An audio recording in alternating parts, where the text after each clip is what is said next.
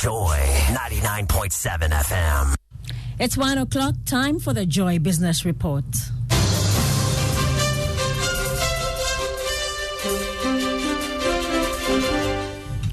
Coming up, banks to be prohibited from distributing dividends by the Bank of Ghana to help meet recapitalization program. Meanwhile, Ghana Association of Banks optimistic banks will meet the September deadline set by the central bank to present recapitalization plan. Also, President Akufo-Addo rejects suggestions that delays in securing IMF program approval was due to concerns expressed by China.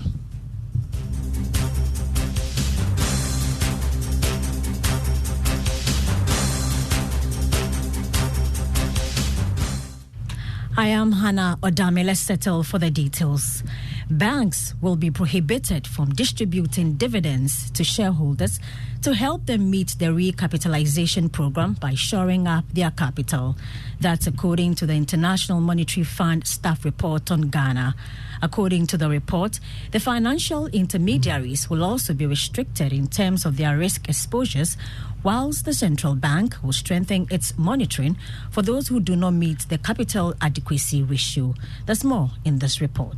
The banks have been given until September this year to submit their recapitalization plans. According to the IMF staff report on Ghana, the Bank of Ghana will monitor the expected capital shortfalls of the banks stemming from the ongoing recognition of the debt restructuring losses in capital adequacy ratio calculations and ensure the plans for rebuilding capital buffers are implemented based on periodic milestones. It's pointed out that further incentives to banks to expedite the process will include the prohibition of distributing dividends. Furthermore, any government support for recapitalization will be designed to incentivize private capital injection and will be conditional on reforms to improve long-term profitability. It's concluded that the government is also committed to completing the remaining task from the financial sector cleanup and implementing reforms to support credit to the private sector.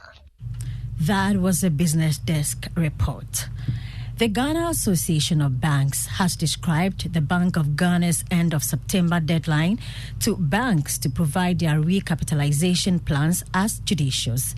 Chief Executive Officer John Iwea, speaking to Joy Business, said the directive is in the best interest of the banking sector. He maintained that the directive will also help position banks to support the economy through lending.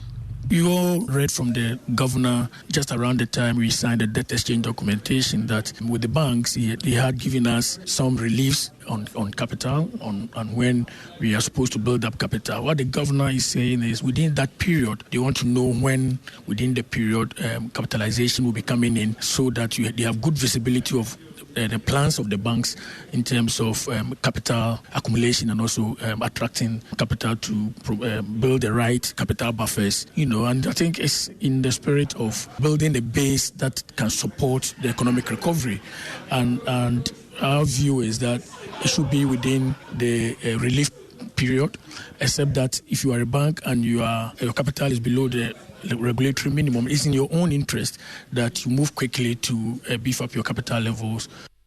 You heard there John Iwea, his Chief Executive Officer for the Association of Banks. Let's move to President Akufo-Addo, and he has rejected suggestions that linked delays in approving Ghana's IMF program to concerns expressed by China. Government was expecting to secure the deal by the end of March 2023. However, it missed out on the deadline due to difficulties in getting China to offer the needed financing assurance through the G20 framework. Speaking at the Qatar Economic Forum, President Akufo-Addo noted China has been extremely helpful in securing the program. It was the final hurdle that we had to overcome before being able to go to the fund. It was when the creditor committee met. I believe they co-chaired it with Paris, and I believe they met on the 11th of May, and China was extremely positive about giving the green light for the fund to look at the Ghanaian situation positive. I don't have any hesitations or any criticisms about the Chinese involvement in the Chinese involvement in the Ghanaian economy. By and large, has been very, very helpful. I know that it's a matter of controversy in the West about China. For us, they've been strong friends, and in the time of this difficulty, they proved to be strong friends. Economics Professor Godfred Bopkin is asking governments to work on restoring the country's financial credibility on the international market to improve Ghana's credit ratings. He's been explaining why to Joy Business. I think what we need to focus on now is how do we build our credibility and scale up on the rating scale, right? From both Fitch, Standard & Poor's, and then Moody's. That is very important. And then also, if you look at the way the IMF program is designed and the financing arrangement, it relies heavily on domestic revenue mobilization. And therefore, we need to focus on that. But going forward, my considered view is that as a country, we cannot do without borrowing, either from the domestic market or from the international capital market. Economist Professor Godfred Bopkin there. Let's go to the Vice President, Dr. Mahmoud Bawumia, who's clarified that a Financial Industry Command Security Operations Center established by the Bank of Ghana will not take over the works of state cybersecurity agencies. The Financial Industry Command Security Operations Center has been established as a threat intelligence sharing platform to secure financing sector players to build cybersecurity resilience against cyber and information security threats. Dr. Bawumia spoke at the launch of the center. I wish to stress that the FIXOP platform is neither in competition with nor a replacement for regulated institutions' cybersecurity risk management, but rather complements each financial institution's cyber and information security management framework. Hence, the responsibility for cyber and information security risk management ultimately lies with each regulated financial institution, not the FIXOP operators or the Bank of Ghana. Moving on, the Executive Director of the GMPC Foundation, Dr. Dominic Idua, has defended the objectives of the foundation as the best way to ensure that Ghanaians benefit from the discovery of oil and gas in the country. According to him, the foundation has impacted more than 10 million citizens economically with its projects across the country. Dr. Ewa Idua made the remarks in a speech to inaugurate a modern home science building for the Krobo Girls Senior High School in the Manya Krobo municipality. GMPC Foundations will undertake this tax to evenly distribute the proceeds from the oil production. So that's the basic tax given to GMPC Foundation. And I'm a bit happy and proud to say that we are up to the tax. We are very much up to the tax. Our agenda and then the target is to ensure that should there be an audit, should there be an exercise, an economic exercise to show how best we have done, we should be able to say that we have impacted no less than 10 million Ghanaians. Next to food chain. And my colleague in the Ashanti region, Prince Appiah, has been interacting with a plantain farmer, Nana Poku, who is employing an unconventional technology to address water scarcity for his cultivation. This is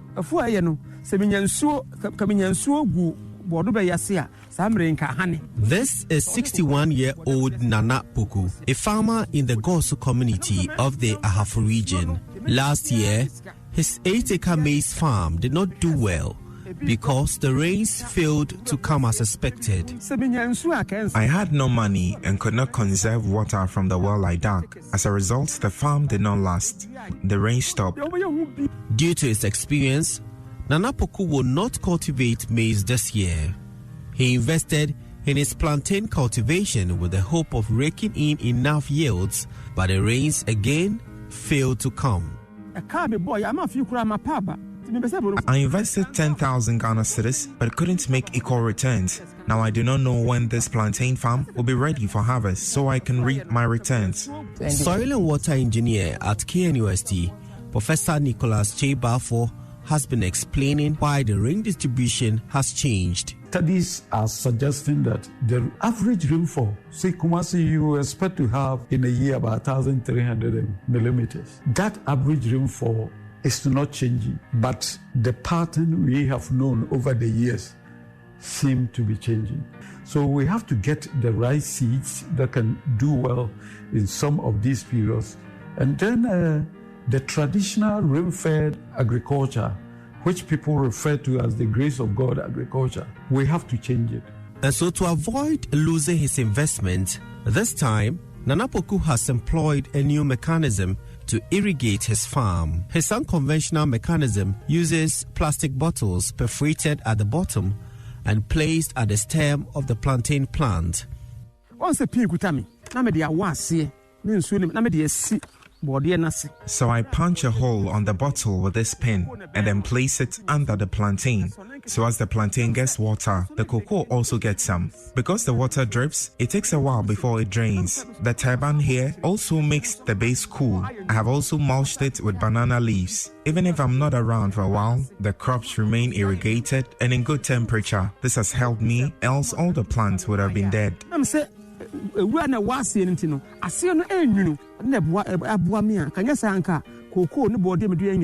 Nana Poku is one of the few farmers who have found such technologies to offset their challenges with water. But there are many other farmers still battling the water problem. Prince Apia reporting.